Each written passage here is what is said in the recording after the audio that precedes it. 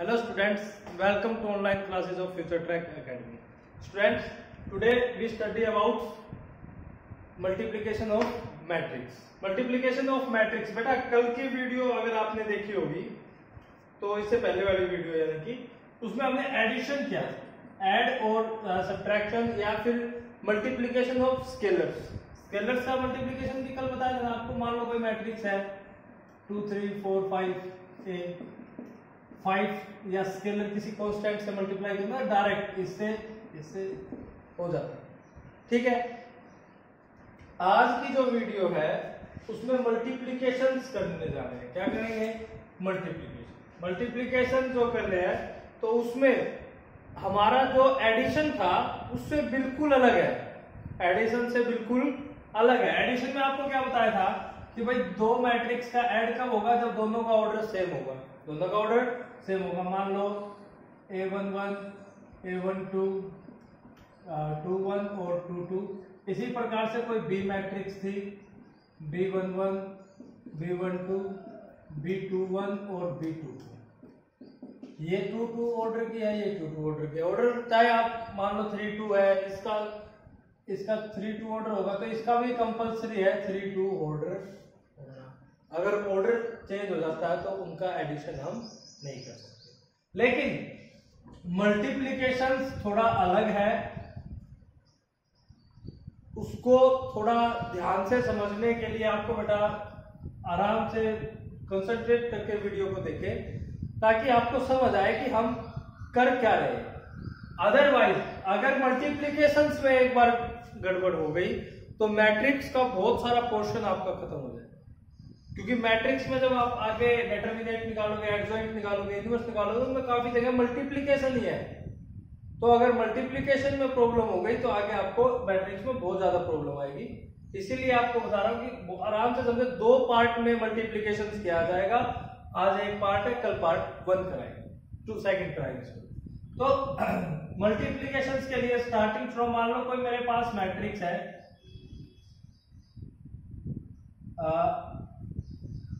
Order है 2 3, order है 2 3, row column m into n की मैट्रिक्स। ठीक है, मैं इसको ड्रॉ करता हूं, आप ध्यान दें। 2 रो A11 12 13 12 21 21 22 और 23। ऑर्डर यही होगा। बी मेरे पास कोई मैट्रिक्स है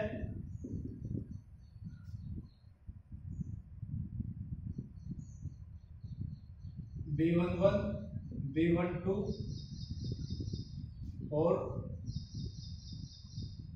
B13, B21 B22 और B23। इसका ऑर्डर क्या हुआ? B31 B32 B33। ठीक है, इसका ऑर्डर हो गया 3 इंटू 3 रो 3 कॉलम। ध्यान दो बेटा, यहां पे मेरे पास जो मैट्रिक्स है, बस एक ये रूल समझ लेना, उसके बाद मल्टीप्लाई करना आसान हो जाएगा। कि मल्टीप्लाई करते वक्त ये रो ये कॉलम, पहली मैट्रिक्स का रो और कॉलम का ऑर्डर, दूसरी मैट्रिक्स का रो और कॉलम का ऑर्डर। ध्यान दो, इसका कॉलम इसकी रो के इक्वल होना चाहिए। बस क्या है, मल्टीप्लाई कब होगी? जब मैट्रिक्स ए के कॉलम के और मैट्रिक्स बी की ऑर्डर रो दोनों अगर बराबर है तो आपका मल्टीप्लाई हो जाएगा। आपका मल्टीप्लाई हो जाएगा। और मल्टीप्लाई होने के बाद ध्यान दो, देखो मैंने क्या बोला है कि अगर मैं इसको लिखना चाहूं तो किस प्रकार से लिखेंगे? कि मान लो इसका ऑर्डर है m इंटू n का। ठीक है, तो कोई दूसरी मैट्रिक्स है उसका ऑर्डर होना चाहिए n इंटू कुछ भी हो, कॉलम कुछ भी हो, लेकिन ये दो, इसका कॉलम और इसकी रो दोनों बराबर होनी चाहिए, तब आपकी मैट्रिक्स की मल्टीप्लिकेशन पॉसिबल है। अदरवाइज मैट्रिक्स की मल्टीप्लिकेशन पॉसिबल नहीं है। और रिजल्ट क्या आएगा? अब मेरे पास जो सी मैट्रिक्स आएगी, इन दोनों की मल्टीप्लिकेशन के बाद जो सी मैट्रिक्स आएगी उसका ऑर्डर क्या आएगा ये ध्यान दो। देखो ये तो हो गया कि भाई ये रो कॉलम दोनों बराबर है, रो और कॉलम तो ठीक है हमारी मल्टीप्लाई हो जाएगी, लेकिन जो नई मैट्रिक्स आएगी उसका ऑर्डर क्या होगा, वो बड़ी ध्यान की बात है बेटा। उसका ऑर्डर क्या होगा, जो हमारे इसका कॉलम और इसकी रो दो थी जो सेम थे, कॉमन थे, एक जैसे थे, उन दोनों को कैंसिल आउट करो और दो बच गए। क्या बच गया, 2 रो और 3 कॉलम। जो नई मैट्रिक्स आएगी उसका ऑर्डर क्या होगा, 2 रो और 3 कॉलम, यानी कि इसकी रो और उसका कॉलम वो आपका नया जो मल्टीप्लिकेशन के बाद मैट्रिक्स आएगी उसका ऑर्डर। ये क्वेश्चन डायरेक्ट आपको, मतलब कि मैं आपको बता रहा हूं कि कई बार जब आप +2 के बाद जो आप ग्रेजुएशन के लिए कई यूनिवर्सिटी का टेस्ट दोगे या और कोई भी टेस्ट दोगे, उनमें पूछ लिया जाता है कि बेटा 4 मैट्रिक्स दी जाती है आपको और पूछ लेते हैं कि इनकी मल्टीप्लाई करने के बाद जो नई मैट्रिक्स आएगी उसका ऑर्डर क्या होगा। वहां पे आपके पास इतना टाइम नहीं होता कि आप मल्टीप्लाई करके देखोगे, आपको डायरेक्ट बताना होता है कि चेक करके कि उस नई मैट्रिक्स का ऑर्डर क्या होगा। ठीक है, एग्जांपल लेते हैं आपके लिए। मेरे पास ये मैट्रिक्स है जिसका 1 2 3 मैंने ये ले लिया, यानी कि एक रो 3 4, ठीक है, और एक ये मैट्रिक्स ले ली x y z p q r p q r s t u, और एक मैट्रिक्स छोड़ लेता हूं अल्फा बीटा गामा। ठीक है, ध्यान दो। अब वो पूछ लेता, आपके पास क्वेश्चन दे दिया कि भाई इनकी मल्टीप्लाई करने के बाद जो नई मैट्रिक्स आएगी उसका ऑर्डर क्या होगा। अब आप अगर नॉर्मल हो, आपको पता नहीं है, तो आप लग जाओगे मैट्रिक्स की मल्टीप्लाई करने, पहले इसकी करोगे फिर उसकी करोगे, फिर आप नई मैट्रिक्स का ऑर्डर बताओगे। इससे अच्छा देखो, ध्यान से देखो, पहले तो ये देखो इनकी मल्टीप्लाई हो रही है या नहीं हो रही। देखो इसका क्या, एक रो 3 कॉलम, इसका ऑर्डर क्या, 3 into 3, इसका ऑर्डर क्या, 3 into 1। ठीक है, चेक करो कि जब हम, अब देखो यहां से अगर इन दोनों की इसके कॉलम इसकी रो के इक्वल है, इसके कॉलम इसकी रो के इक्वल है, यानी कि इनकी मल्टीप्लिकेशन पॉसिबल है, और रिजल्ट क्या आएगा, रिजल्ट आएगा 1:3 का, यानी कि ये मान लो कोई भी ए बी और सी मैट्रिक्स थी, a into b का रिजल्ट क्या आएगा, 1:3 का। अब नई मैट्रिक्स जो हमारी सी थी उसका देखो, इसका कॉलम इसकी रो बराबर है, तो जो अब नई मैट्रिक्स का ऑर्डर आएगा वो क्या आएगा, नई मैट्रिक्स का ऑर्डर आएगा 1 और 1 का। कितने का आएगा, 1 और 1 का, यानी कि हमारी जो सी मैट्रिक्स है उसका ऑर्डर कितने का आएगा, जो नई मैट्रिक्स रिजल्टेंट मैट्रिक्स है उसका ऑर्डर आएगा 1 रो और 1 कॉलम।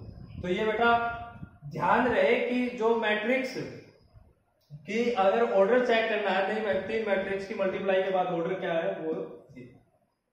अब आप मल्टीप्लिकेशन सीखेंगे, अब आपको बेटा मल्टीप्लाई करना सिखाएंगे। ये तो था कि ऑर्डर चेक करना है, क्या चेक करना है, ऑर्डर। अब है मल्टीप्लाई करने का। मल्टीप्लाई करने के लिए हम डायरेक्ट कोई अपनी मैट्रिक्स लेते हैं।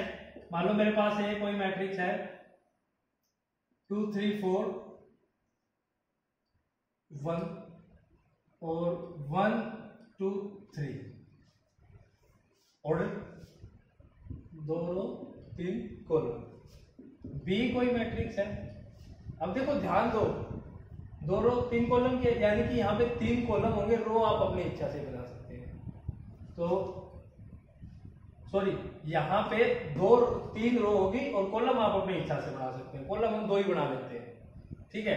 तो ये बना लिया 2 1 4 और 3 2 1, कुछ भी बेटा मैंने इसलिए कुछ भी, आप जो इच्छा आप बढ़ा सकते हो, 3 3 का भी कर सकते हो, ठीक है, 3 3 का कर लेते हैं ताकि पजल ना हो गया।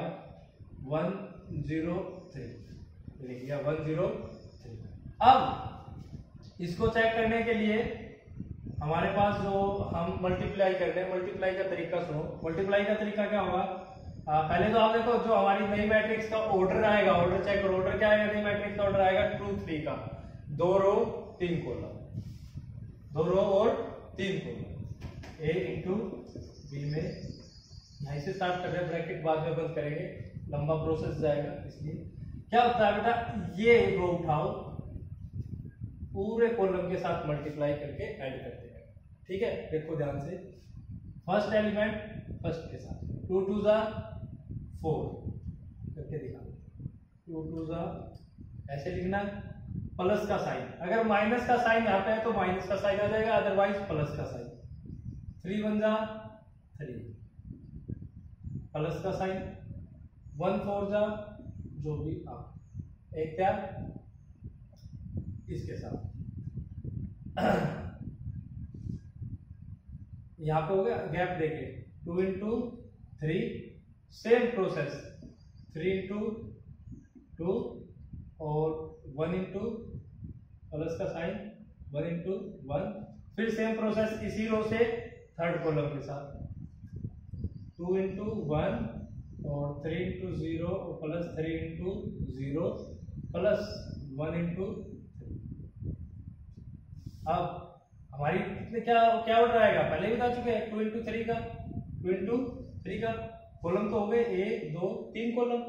अब रो देखो, रो कितनी बढ़ाएगी 2, तो ये एक रो को उठाओ, फिर वही same process 1 into 2 plus 2 into 1 plus 3 into 4 3 into 4, same 1 into 3 plus का साइन 2 इंटू 2 प्लस का साइन 3 इसके साथ है 3 into 1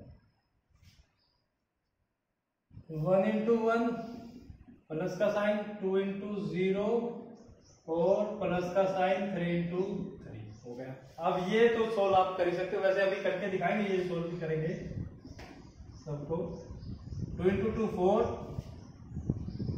3 plus 3 into 1 3, 1 into 4 4, 2 into 3 6 plus 3 into 2 6 plus 1 into 1 1, 2 into 1 2, 3 into 0 0, 1 into 3 3, 1 into 2 2, 2 into 1 2, 3 into 4 12, 3 into 1 3 plus 2 into 2 4 plus 3 into 1 3, 1 into 1 1, 2 into 0 0 plus 3 into 3 9, 4 plus 3 plus 4 7 plus 4 11,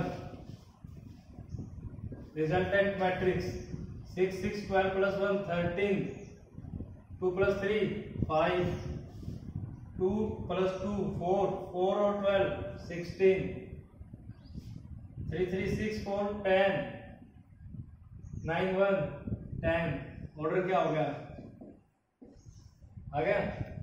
तो इसको बेटा multiplication of matrix के नाम से जाना जाता है। इस प्रकार से आपको किसी मैट्रिक्स की मल्टीप्लाई करनी है।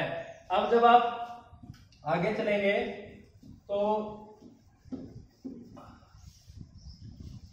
आपको बेटा एक डायगोनल मैट्रिक्स बताई, क्या बताई थी, डायगोनल मैट्रिक्स। डायगोनल मैट्रिक्स में क्या होता था कि भाई हमारे जो डायगोनल एलिमेंट है वो नॉन जीरो और बाकी जीरो। ठीक है, अगर किन्हीं दो डायगोनल मैट्रिक्स की मल्टीप्लाई करनी पड़ जाए, पहली बात तो देखो डायगोनल मैट्रिक्स को आपको मैथ्स में किस प्रकार से लिखी मिलेगी, आपको इस प्रकार से नहीं लिखी रेक्टेंगल में।